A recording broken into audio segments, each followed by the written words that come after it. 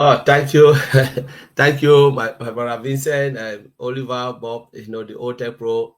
Bob, you just enlight, my spirit. When you were talking, I almost shed tears because your story is my story, it's Oliver's story, it's Vincent's story, and it's, a lot of people we can count because you talk about your father. It touched all of us because we've been there. We know their stories. We know these people, their stories were born in that hinterland in Cameroon. Their stories and their travel, and they become great. Not because of their ability, because God was with them. They achieved great things and they instill that in us. We always see this in our own neighborhood. Wherever you live, you see suffering people every day. We cried because we know our stories. How can we help them? What is there that we can uplift them? Sometimes your own ability cannot even sustain others. Today I was talking about Oliver going to Cameroon, crying, seeing people. And I was telling a lot of people, I said, you know what? Oliver is somebody with good heart, but sometimes his own ability cannot help everybody. Same like you, Bob, same like everybody. But what if there is a company that can change that history, that can give you that ability to help others, powered by AI and everything, with someone who also have the same story like us, Mr. Ash Mufara? It's just because we don't know his story, but if we look at our story, maybe his story is more than our story. Have lived it and have seen it. But he said, how do I change something so that the common person, people they term them ordinary, can achieve great things through a common platform built for everybody, for the rich, the poor, the have and don't have. I was thinking about it, and Bob, when you were talking, my brain was just pounding. I said, this is our story. We are about to write history through somebody who was common, live and seen it, and said, I want to make a difference. As we said, it's not mere a company, but it's built for what? Humanity.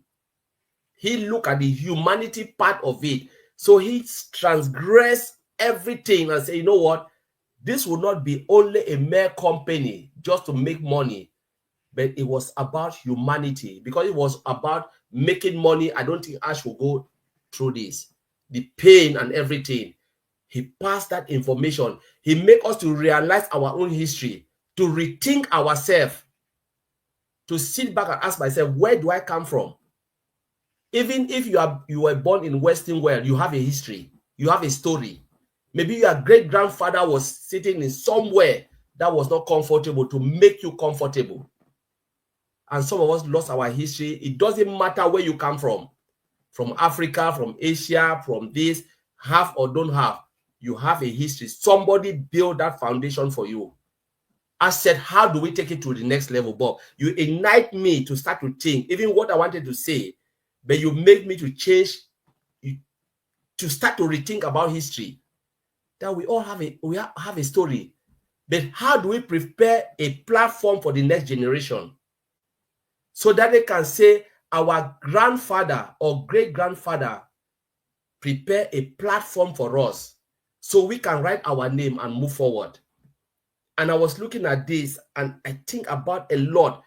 You can only achieve something when you believe in it. If you don't believe in it, you will never achieve it. They can put us in the same company where Oliver is working, where Bob is working. Bob has that greater belief to move forward and have the managerial position. And you say, you know what, you came the same position, maybe like the same level. Oliver, Bob, they say, you know what, I want to move forward. With that greater belief, they move and you are still in the same position, but you came the same. It's about believing in the ability, by God's grace, that you are better than this. Ash looked at it and said, you know what, I can do good for humanity. I am better than where I'm sitting now. I think I can do something more. I don't care the pain, but I will do it. Sometimes You know, I always go by this. God can show you your path. He said, Bob, you can move from A to B, but it will not show you the pain that you will go through. I want to take you from there to California to Dubai to enjoy, but you will never know what lies behind that thing. But the only thing is you will go there, but it comes with pain. You know, there are things I ask myself a lot, Bob, when we were talking. I said, what kind of a man is Ash? And I was thinking about it. What kind of a man? Why do you want to endure all of this? People think about that. I always think about my own share. I don't think about Bob. I don't think about Oliver. I don't think collectively. I think about me as Collins.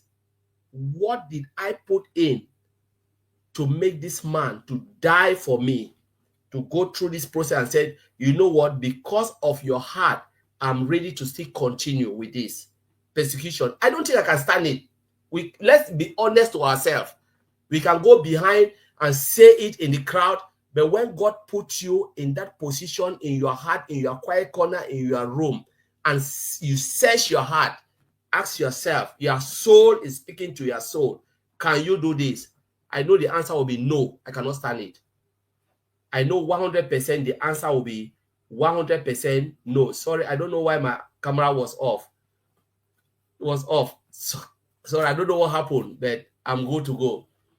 And I was thinking about this, Bob. I think about this. Some of us don't have that answer. We can speak in public, but in your quiet corner, you don't have a voice to speak. Your own self cannot speak to yourself because you know you are already bound and guilty. But this man took it and is moving and moving and moving and moving. And there was something I put down, Bob. I was thinking, I said, why is he doing what he is doing? What set the fire in his heart? What have set that fire in Ash's heart? It was because when he looked at those around who are loyal to him, it doesn't matter if you are this or you are that, you're educated or less educated, you believe in the mission and vision of Mr. Ashufara. That's what set that fire in his heart. He said, I will not let these people down. I don't mind if I go out with nothing. He said it. If this is the only thing I would do, going out with nothing in return, I will do it. He said it, his word, and I hold him to his word. If I don't get any benefit, he said, even if you offer me the presidency of United States or any top country, I will choose what I'm doing. Because his heart is set ablaze to do good for humanity. His heart is burning. But how many of us can have that fire in us to stand by him to say, we have seen what you are doing. We are here humbly, respectfully, just to watch you and give you the encouragement. Like Jonah, who said, I will not go and preach, but God pushed him to go. How many of us are ready to stand by him? That's what Bob said. Bob changed the whole my topic in my head. What I wanted to say, I was just going crazy. I said, Bob, it's like you just messed up my brain. That this man is somebody we have to take seriously. People like this comes in a century. They don't come easily. We don't know what have set this man on fire. We may not know all the details, the mechanics, but when he come out and speak humbly, going into the lion's den, the biggest corporation in the world, and come out vindicated with nothing, and said, I'm ready. I never said yes, and I never said no. But it's like he was like a lamb who was taken to the slaughter. Nothing, no accusation, but he was ready to put his neck for us to put the knife. But he came back and said, I will still do this for humanity. And we sit back, we argued, we say something, and I said, sometimes you don't know. People like this doesn't come easily. Check all the companies in the world. They don't do it for theirs. They don't do it for us. They do it for themselves. They are ready to die for themselves, not for us. But someone said, if you are happy to come, I'm ready to ride on with you, Mr. Ash Mufara. This is something we have to take seriously. The journey is about to begin smoothly, clearly.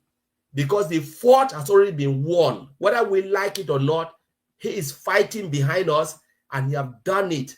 And he said, this is the clear boat now, the ship.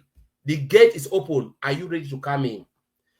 Are you the one who will stand and look at a discarded ship and said, I mourn for that ship. Give me the result. Tell me what happened with that ship. Or are you ready to come and ride with me? It's up to you. I've answered my question. I'm ready to ride with him. I'm ready to look at the discarded ship and question why or what happened. And I don't want to question. I want to move because my destination is where I want to go. I don't care the car that will take me there, but I care about where I want to reach so I can start to live up to that position to bless others. Thank you, Brother Vincent. I'll leave it there.